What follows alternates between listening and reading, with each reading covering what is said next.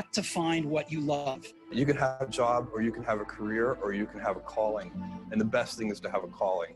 You should truly follow your passion. So, if you're doing something and you're not interested or you have no passion for it, you really... Life is too short. You're going to fail. So you might as well take a chance on doing what you love. You've got to enjoy what you do every day. You find your passion. You find your passion. I was very, very lucky. I think it's important that you really like whatever you're doing. If you haven't found it yet, keep looking and don't settle. As with all matters of the heart, you'll know when you find it. And most important, have the courage to follow your heart and intuition. They somehow already know what you truly want to become. People. Okay, heavy. What did you guys think of this? So I also want to check the chat, because there's going to be times when I'm going to ask you guys to use the chat. So please type in the chat what you thought of the video and maybe the top 3 keywords that stuck with you from the video.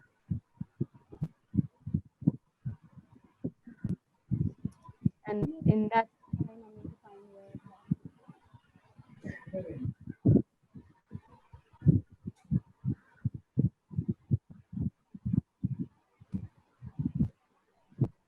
Ankita, is there a way where do I see the chats? I can read it out to you. Okay, I can't see them. Okay. You can see it all. Just go over on the top button, so you will see the chats. Yeah.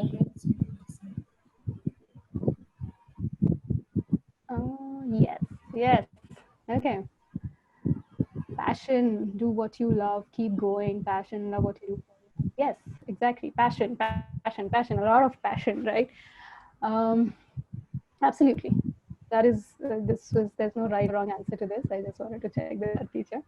That's right. So everybody talks about passion. They talk about following your heart. They talk about finding your calling and just going for it. It's usually made to sound really simple. Nobody usually talks about everything that goes into you reaching that point where you find your passion and then moving forward. And for me, that phase, so in my life, I've had this phase so many times where there's a lot of unknown, there's confusion, there's me figuring things out, me not knowing what I want to do. And this phase is what then leads to, okay, hang on, I'll click on something else. Yeah, so there's a lot of, the pre-phase is what leads you to eventually coming to a point where you then start experimenting, taking chances, and then move over to obviously everything else that follows from there, where you've moved your career. So today I'm going to focus a lot on the pre-phase, which includes the unknown, the confusion. How do you know that you really do want to change your career, or you even should change your career? And then once you've kind of figured it out in your head, what do you then do? So these are the 2 main things that I will focus on. Everything else is something that is, once you've joined a new career, you just figure it out.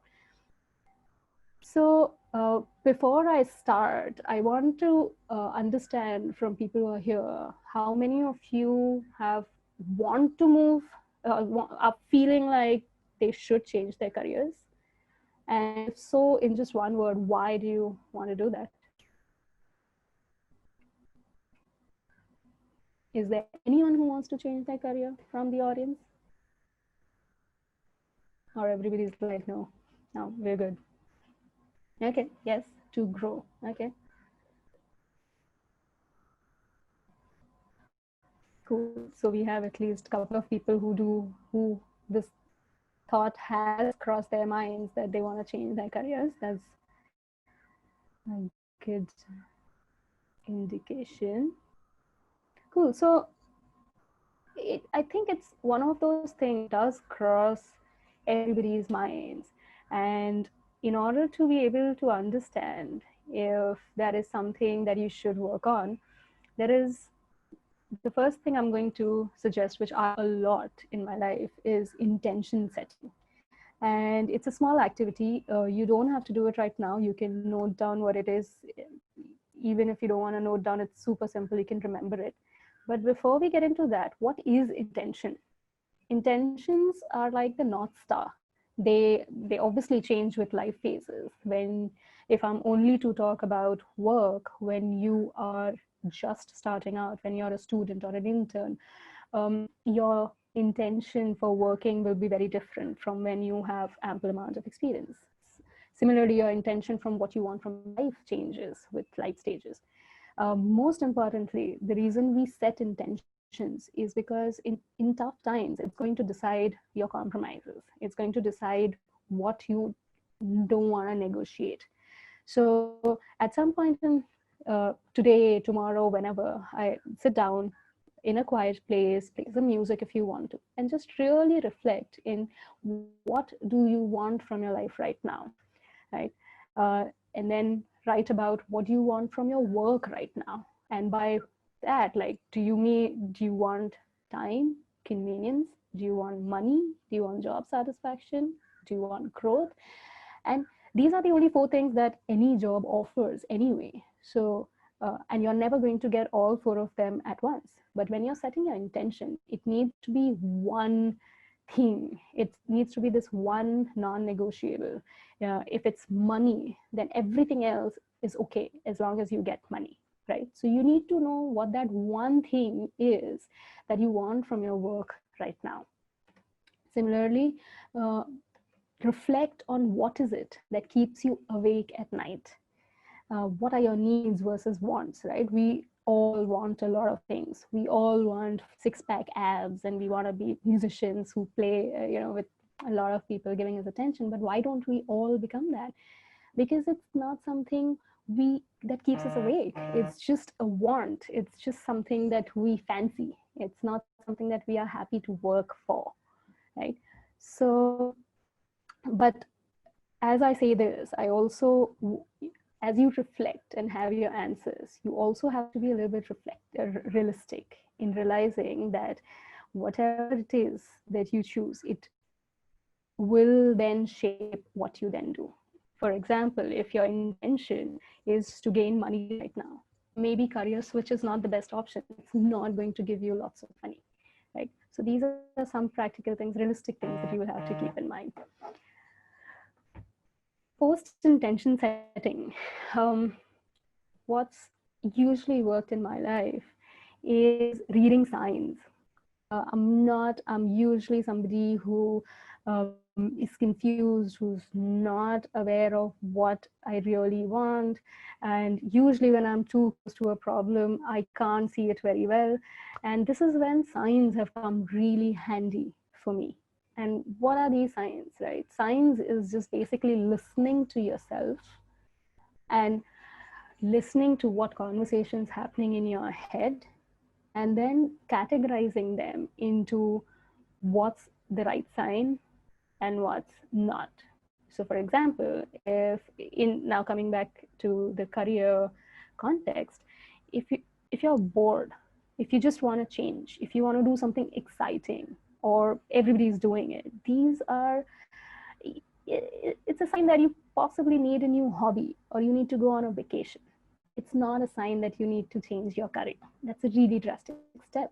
But on the other hand, if your intentions are not meeting anymore, if the busy work, like we all, in anything that we do, even if we love what we do, there's always going to be some busy work which, you don't like doing. Or you may not like writing reports, but it is part of the job that you do like. But if this busy work starts taking up all your time, if it starts exceeding 40% of your time, then maybe it's a sign, right? You don't feel passionate. Now, passion is something we saw in that video as well. And we hear it a lot, right? I've heard it so many times in my life. And most times, I don't know what passion means. In these kind of videos, or anybody you talk to, it's almost taken for granted that people know what passion is, and you're suddenly somehow supposed to know what your passion is. But how do you find this? What is passion anyway, right? So I'll give an example of I had moved back from UK after 5 years, spending 5 years over there. I was a scientist. I started working for this company in Biocon in Bangalore, and I was good at my job. A lot of things had changed. I was getting paid much lesser than I was paid in UK. The science was not as good because research doesn't pay you very well in India. A lot of things had declined in its quality, but I was still doing what I was doing. I was good at what I used to do. I used to run my experiments. I used to get results. I was getting by. And during that time, there was never a moment where I would go back and read a lot about science. That's when I met this colleague of mine. She was going through the same thing. She was in the same company. But every time she would be sitting alone or she would have some time at hand, she would be reading about science. She would be reading about what experiments she's doing. She would be reading about, oh, how can I make it better? Whereas the rest of us, or a lot of us would just do what was needed and go home. I would look at her day in, day out, and that drive was something that never died in her. And that was a moment when I looked at her and I was like, hey, this is passion. I'm not passionate about science because the minute it got tough, the minute I moved from UK to India, it got tough. I started getting paid less. I was like, okay, cool, I'll do whatever's needed of me and I'll not do the rest. Whereas this one continues to be passionate about it. And that's something that's lacking in me. So passion is something that stays even when the going gets rough, right? Another one of the signs which definitely points towards you needing a career change is you complaining or cribbing. Now, complaining and cribbing can be something that we all do, right?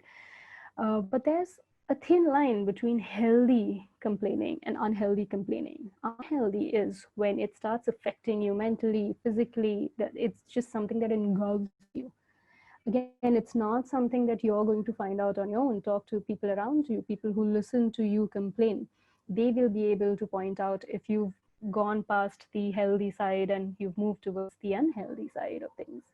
And if you're always complaining unhealthily about your work, then maybe it is a sign that you need to move. There's a reflection exercise that I'll suggest at this point. Again, it's super simple, no rocket science.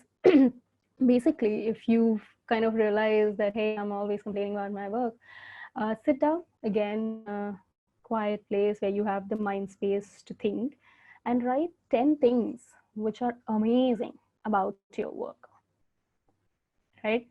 Write everything that you can think of, which is good, and at least 10 things need to come down. And this is then write it down, go to sleep, a couple of days later, pick up that list again and go through it. You will be able to look at the quality of things that you've written down and tell if that is something to stay for. Like if majority of your list is the coffee is great at my work or the facilities are amazing, then obviously the quality of that list is pointing towards you needing a change, right? Life isn't an escapist Hollywood, Bollywood action film. Life is full of boring. So I will keep highlighting on this because one of the best false positives of people wanting to move is when they feel like is boredom. So please keep that in mind and don't confuse boredom for wanting a drastic change. Okay, so we've covered the intention setting. Once your intentions are clear, you've learned how to read signs, you've reflected back in life, you've read signs. What do you do now? So there's another activity that I'm going to suggest. Again, super simple. And first one is super cliche as well. If you had nothing to lose, what would you do? Again, sit in a quiet room where you can think and write down what is it that you would do if you had nothing to lose. Once you have that out of the picture, write about what you realistically want to do. If I had nothing to lose, I would travel the world. But that's not a career. It's not going to realistically generate money or sustain me. Maybe it will, but that's another topic. But what do you realistically want to do? What can you convert into a career? And then write down the exciting parts about what you realistically want to do, and the boring parts. What this exercise does is it humanizes, or it really brings down, removes the sheen, peels off layers of sheen that any kind of career that you may be aspiring for, and it brings to you in the true form what is it that you are planning to take up. You need to know the boring parts. And if you don't know, if you've written, okay, if you've written the realistically what you want to do, but you don't know what the boring parts are to that job, find out. It's really important that you have this list ready before you actually make any move anywhere. Some quotations again. Clearly, you guys know I'm a big fan of quotations. Are you ambitious about your future, or are you lazy about your present? This is something you should really reflect on. Every time you're trying to make a decision, is it true ambition? Or is it that you just want to do something right now? You're just lazy, and so you find something to complain about, and that's why you're moving. Do you want a slow long-term relationship or an exciting affair? Again, are you in it for the long term?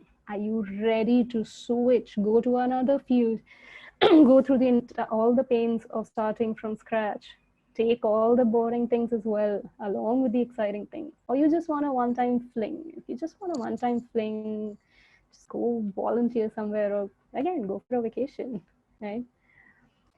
Cool. So we've done the unknowns, confusions, the should I, shouldn't I's. I've covered that. You've set your intentions, you've read the signs, you've done your activity. You're 100% sure that no, Baba, I need to move.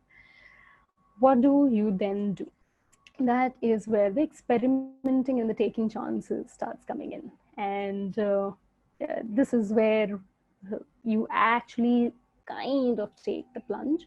Now, obviously, experimenting, taking chances, there's several life phases you can be in, right? So before we move forward, I want to know which of these 4 life phases each one of you is in. Again, please use the chat window.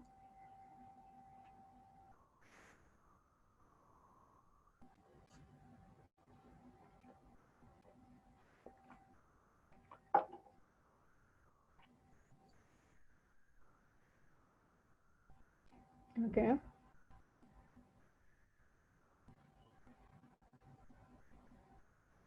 Okay.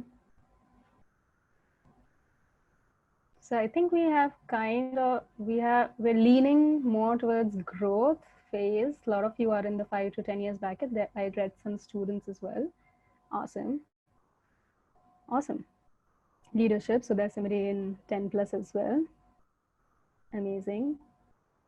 Amazing. So great. So I'll not skip any of these then. I will go ahead with, okay, 10 plus. Great.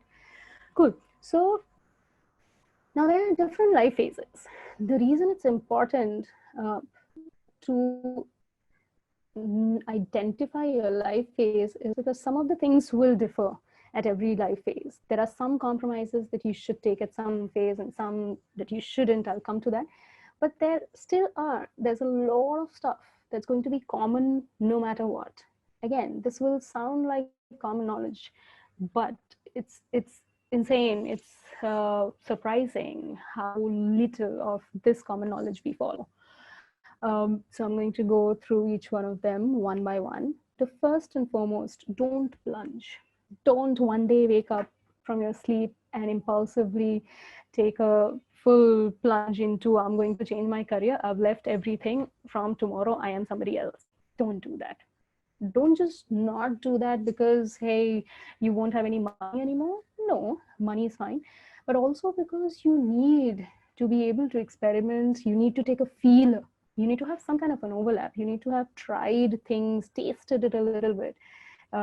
If you want to go to the gym, if you want to become a bodybuilder, suddenly one fine day, you don't go to the market and bring 30,000 rupees worth of goods because you don't know if tomorrow you're going to even use that.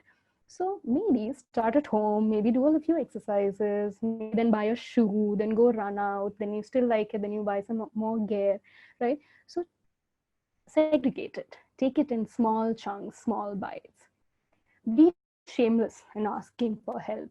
Be as opportunistic as you can be at this point in time. Be hungry for just jumping and just asking. And people like that. Don't be ashamed. Don't feel like, hey, if I'm going to go and talk to a senior person, if he shuts me down, what am I going to do? It's fine. You don't know him, or even if you don't know him, he will appreciate you for your determination, right? So be shameless. And this is the time in life when you can ask for as much help as you want. When else are you going to ask for it? Talk to industry experts and entrepreneurs. I cannot stress enough on how important this is.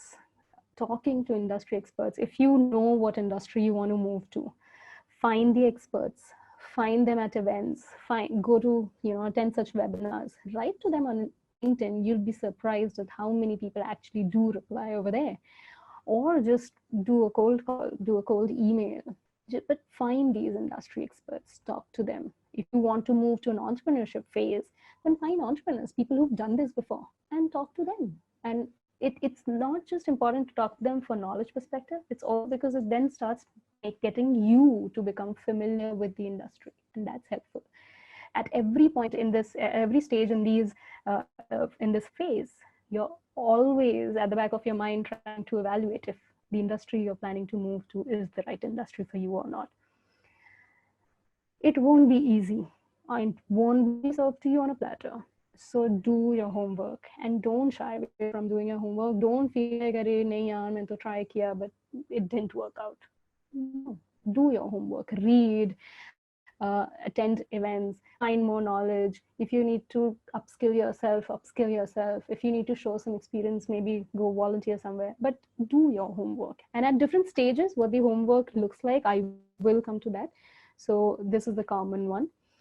Keep your eye on the why. This is where the intention setting really comes into picture.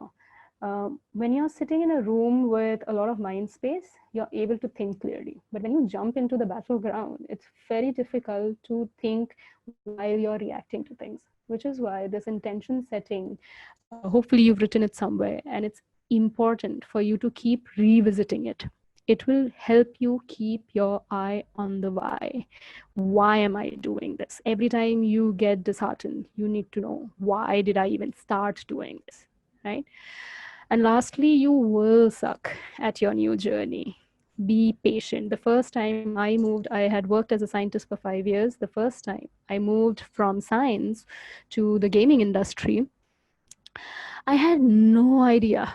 So all of these, beautiful advices that I'm giving you is because I didn't follow any of this. So I had no idea about that industry, and I've plunged in. I didn't even take the first advice, so I fully plunged in. I've gone in. I didn't try it, and I sucked for 7 months straight.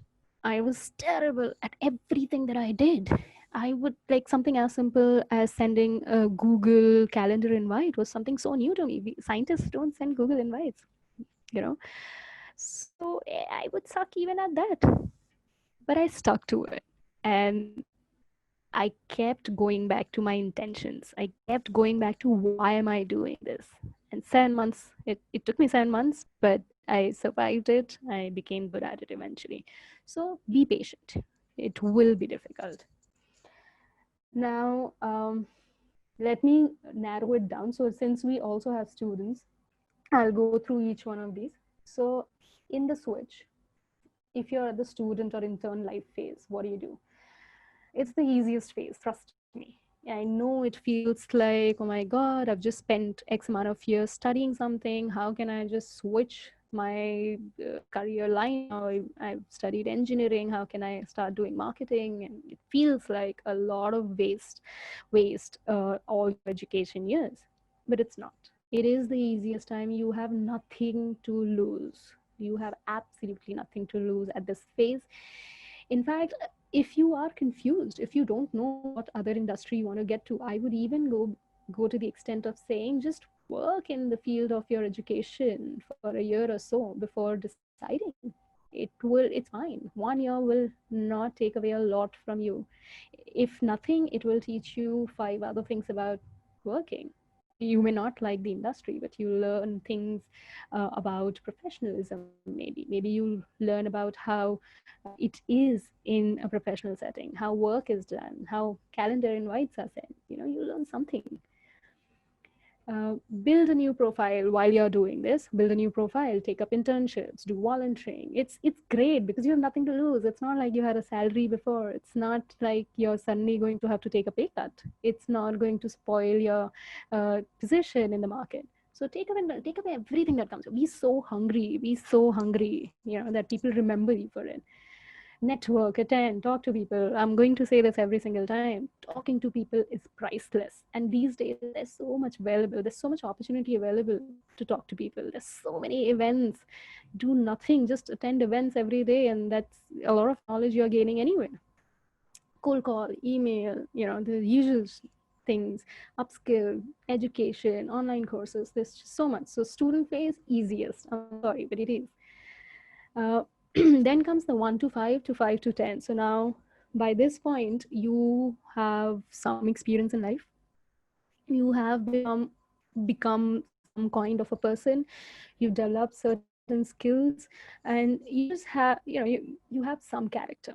So, and then if you want to move to something else, you suddenly start feeling like, hey, I've done something for 5 years. Am I going to, does that count for nothing anymore? So this is the point when you start doing your homework, right? So homework is essential. This you start doing even before you've left something. Find out what's out there. Again, get used to the industry jargons. Get used to it. So most of my mentors in the beginning when I moved careers, they actually really forced me, and back then I used to hate it, but they used to force me to read industry trivia, to read about the industry, what's happening in the industry, the news, the latest happenings.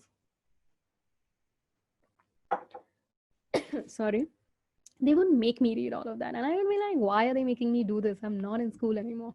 But now when I look back, it really helps. It helps because every time you move industries, what I've realized, apart from the industry knowledge, there is this big hype about entering something new. And when you're entering something new, everything feels too daunting.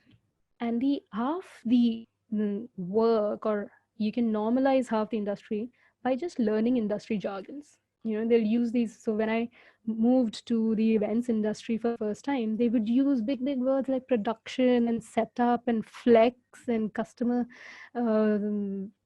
client servicing and operations. And I was like, what are they talking about? Oh my God, it must be something so amazing. And I'd be starry-eyed and I'd be like, okay, something major is happening. But as time went by, I realized, oh, these are just terms that they use in the industry. So getting used to the industry jargons is really important. It helps you to then start focusing on actually learning about the industry and not being bedazzled by just the big words. So do that. Familiarity kills the imposter syndrome. Every time you, if you have certain years of experience, you leave your core experience, move to something new, you start feeling like an imposter. You start feeling like somebody is going to come around the corner and catch me and is going to tell me, hey, you don't know anything. So get familiar so that you don't feel like an imposter anymore. This is really important. So now you have a profile, and like when you were a student, you had not many skills. Right now, you do have some skills. So derive information from your profile.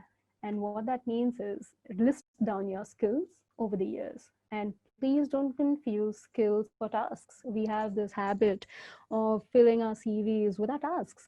I write copy, or I post on social media, or I don't know, I make reports. All of these are tasks.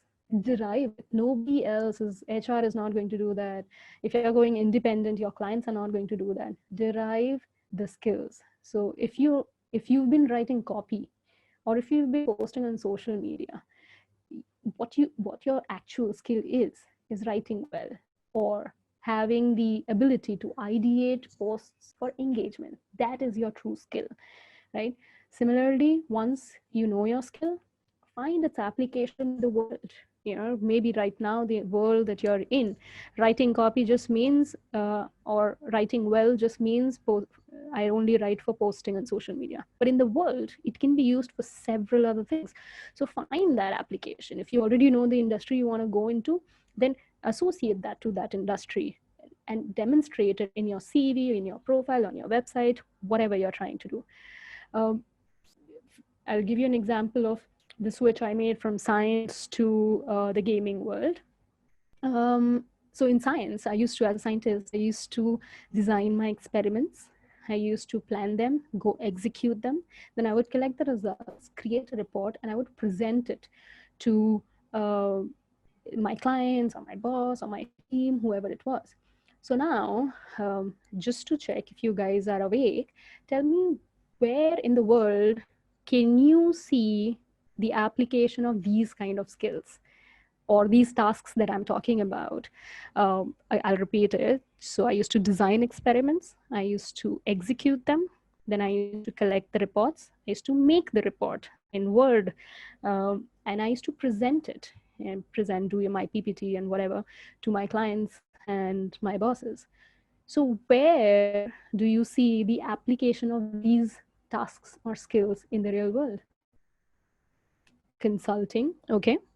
Absolutely. So there's no right or wrong here. It's just, you guys are just telling me what else I could have done. Analytical skills, perfect. Client servicing, yeah. Marketing, exactly. Absolutely. So you guys are awake and perfect. And that's exactly what I did. I derived these things. Project management was something that I packaged all my skills into, and I became a project manager at a gaming industry. Yeah. So that application is something only you can do. Nobody else will do it for you. Again, like side note, for if you're trying to go independent, you don't want another job in your life, then there are other things that you need to work on. That would be people skills. I started, so now that I have gone independent, I really worked on my people skills, because as an independent person, you're going to meet so many people. You need to work on your convincing skills, your negotiation skills. You need to learn to lead people, because if you are going independent, if you're going to start your own startup, you need to know how to lead people. You're not going to be able to do everything alone, right? Managing work and getting work done is an art. It's not something becoming a manager is not something you get because you have X number of years of experience. No, you become a manager and then you need to start focusing on understanding people. How do you get work done from everyone? Right? So that is something that, that's a skill that really important. The last point, which is super relevant for me, if you're confused about what to do, okay, now I've worked for 5 years. I've done my intention. I've done my reading the signs. I know I need to switch. But unlike everybody in that video we saw in the beginning, I don't know what my passion is. I don't know what I should go and do in the world. What do I then do? I try new things. I tried every new thing that was out there to try. I would work for free. I would volunteer. I would apply for everything under the sun. So, and this is applicable even if you're not looking for a job. If you are trying to become an entrepreneur or want to become a consultant, this is still relevant. Apply for every job that is there out there. Why? Because when you get called for interviews, you get to talk to people in the company, you get to talk to senior management, you get access to people who you would maybe not get access to. And interviews, you have to break the myth that interviews are about going and answering all the questions that are, interviews are about you discovering them as much as them discovering you. So apply for every job that you can. You will get called for, you'll be surprised at how many interviews you'll be called for just with keywords from your CV. And give those interviews. Find that time to find out more about the industry. Most of the interviews these days will also give you projects. Take them. They're amazing. Don't get discouraged if somebody tells you, hey, can you do this project? And then we'll evaluate you. Because that project is going to be a window to find out if you really, it'll be like a mini glimpse of what it would to work in that company, in that industry, in that job role. So take it, do it. There was this point in my life when I had quit science. I had moved over to the gaming industry. Then I'd worked in the events industry. And then after the events industry, I was again looking for a job. And at this point, a beautiful thing happened. I went, like I said, I was the confused kind of a person. So I applied for everything. So shipping company gives me a call for interview. I go, and the job role is to sell arms and ammunitions to other shipping companies. So these guys had a lot of arms and ammunition, and there's a lot of pirate problem in the sea at that point. So they wanted me to be the person who does the marketing and sales for these arms and ammunitions. And now I'm sitting in front of the HR, and the HR has obviously seen a few keywords in my CV, like business development and marketing, and she's invited me for the interview. But now, when she's reading my CV in front of me, she's realized that she's made a big boo boo. I should not really be there. So now I can see it on her face. So she's like, I'll ask her 2, 3 questions and I'll tell her to go. So the first question, very clear, she's like, okay, why do you think you're fit for this role? Because, you don't even know you don't know anything about shipping. You don't know anything about arms and ammunition. Why do you think you're fit for this role? And I've I looked at her and I was like, listen, your product does not matter. And she just went, her jaw dropped to the floor, and she was like, come again? My product doesn't matter. So you're telling me it doesn't matter what my company does? That is the most important thing. And I'm like, no, it doesn't matter for me. If you look back at the history that I'm coming from, you want me to sell arms and ammunition, right? I have been selling and marketing things in all my roles. When I was a scientist, I was marketing my projects. All the experiments I would do, I was working for a contract research organization. So I had to present my results to the client. So I was selling my results to them. I was marketing it. I was presenting it in a way where they would like it. When I moved over to the gaming industry, I was training my new client, training the clients I was building the games for. I was giving them the information on it. And I was also pitching for new clients. So I was selling games to them. Then when I moved to events, I was selling events to them, right? At every point in time, I've been marketing. My product has changed 3 times, but I know how to market and I know how to sell. And she was stunned. From wanting me to leave in 3 minutes, she rushed, she made me wait. She went and got me an interview with the CEO directly, right? So it's not like I bluffed. I truly had the conviction and I believed that it does not matter. So it does not matter what you have done in the past, as long as you can extract, derive from your profile, understand what your true skills are, go to interviews, find out. And if something clicks, talk with conviction and convince them that you can do something. Great. So that was 1 to 5 to 5 to 10 years. Now moving over to slightly more experienced folks, the 5 to 10 to 10+ years of experience. Now this is a time when, again, you've done a lot more in your life and you've come, approached the 10+ mark, which means you've possibly also led people in your company. What do you now do if you want to change? 10 years is a long time to have been working and gaining skills. If you now want to move, it's going to be a really big one. And this is, I think, the time where people have the maximum amount of questions and self-doubt that, will I have to restart from scratch? And if I do, I don't want to do that. And I'm telling you, please don't, right? Do your homework. You are in the leadership phase. If you're not already, you will be reaching it. So the homework now will move more towards honing your leadership and managerial skills. It becomes really important that you have this. This is the basis of which, with which you're going to sell yourself to any role, or you're going to, and if you're moving over to entrepreneurship or moving over to being an independent person, this is how you're going to convince your clients, right? Don't settle for low. It's an uncommon belief that, oh no, whatever stage you move, you have to settle, you have to take a pay cut. I have not taken a pay cut since I left science. It's not like science paying me a lot. I know I started really low as well, but ever since I've also made a switch after having 10 years of experience, and I have not taken a pay cut. I have not taken a position cut, because I know the things that I know. I am not a clean slate, as opposed to when I was a student or intern. I know if I was going to go for an internship, they would tell me, you have no skills that are useful to us, and they're right. But now I have skills that are useful.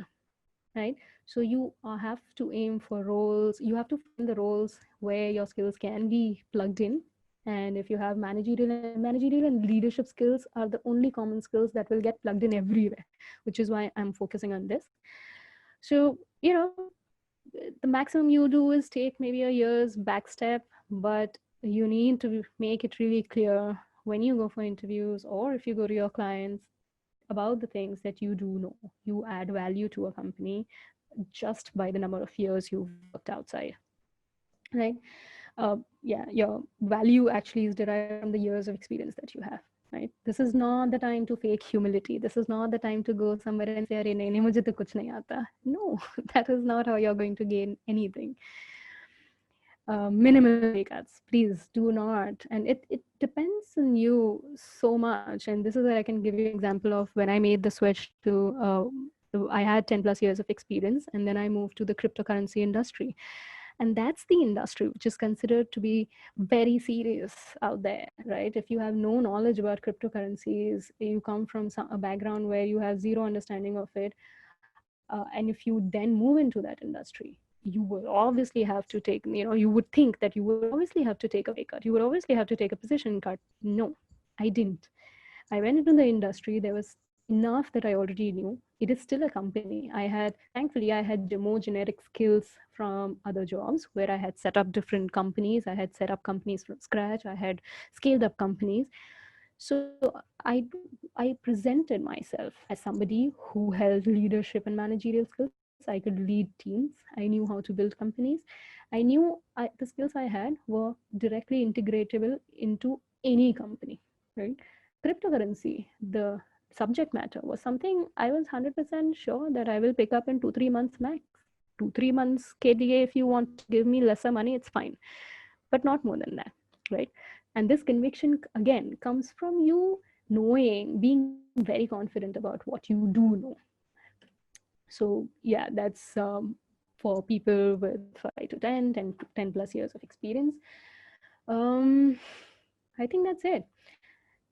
We've covered the pre-phase where we know how to set intentions. We want to read signs. We want to become sure that we want to have a career change, and then we go through the different phases and keep these points in mind to find and change careers. And if at any point in your life you want to do the switch, and in whatever life stage you're in, and you feel like, hey, she might be saying this, but ye hota nahi hai, believe me, I have done this. I've changed careers 7 times in my life at every life stage. If I could do it, coming from a science background, you can do it, right?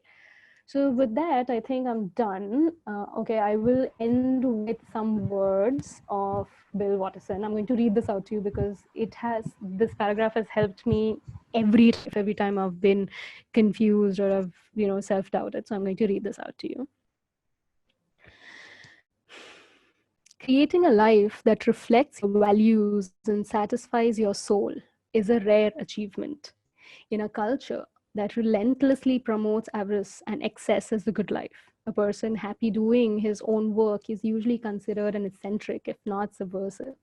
Ambition is only understood if it's to rise to the top of some imaginary ladder of success.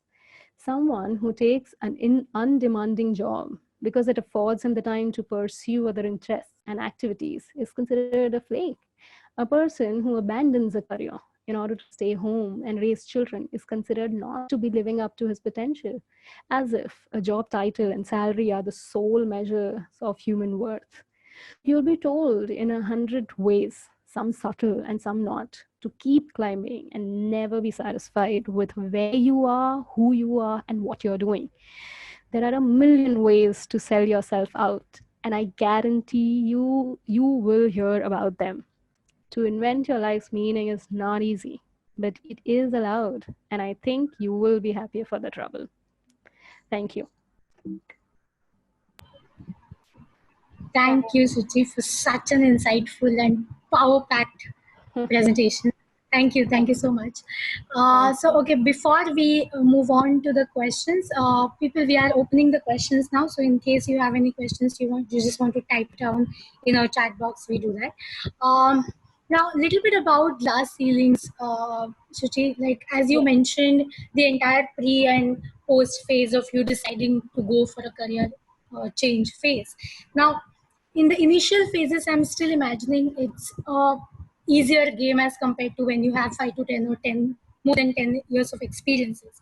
So, have you been in any kind of a situation where you were treated as an outsider because you were not a part of the industry, or you were suddenly joining a position which is like as higher a position because of your past experience but not related to the field? So did you face any situations like this? Did it cut a chance for you to get promoted or anything like that? Yeah, very relevant question. This happens a lot. And again, actually, glass ceilings is something I didn't touch, but I will go to this slide actually. It happens when you've made the switch, and this is the post switch stage, which we didn't touch as much.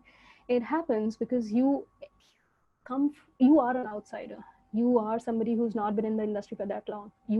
There will be things like office politics, favoritism, discrimination. All of these are traps that you will fall into, and it's obviously not necessary you'll fall into these traps because you've switched your career. It's relevant for any kind of roles, any kind of jobs across the spectrum. And for this, I have three things that I want to highlight. Knowing what is right is something that has helped me throughout. When I was fairly young, I've joined new organizations. When I've been more towards the senior side of things, I've joined organizations. But this thing has helped me throughout, knowing what is right, knowing what professionalism means, knowing what is the right way of doing things and what is exploitation, knowing what how people are supposed to behave with you, knowing that, hey, this is not something that works. So knowing these things is very important. For me, it was slightly easier to keep my radar strong because I'm very lucky to have started my career in UK. And if nothing else, I learned what good work cultures look like, what professionalism looks like. And that really shaped my way. But if you don't know that, if you're somebody who's managed to be in more and more toxic companies over your entire career journey, it's still fine. You can educate yourself.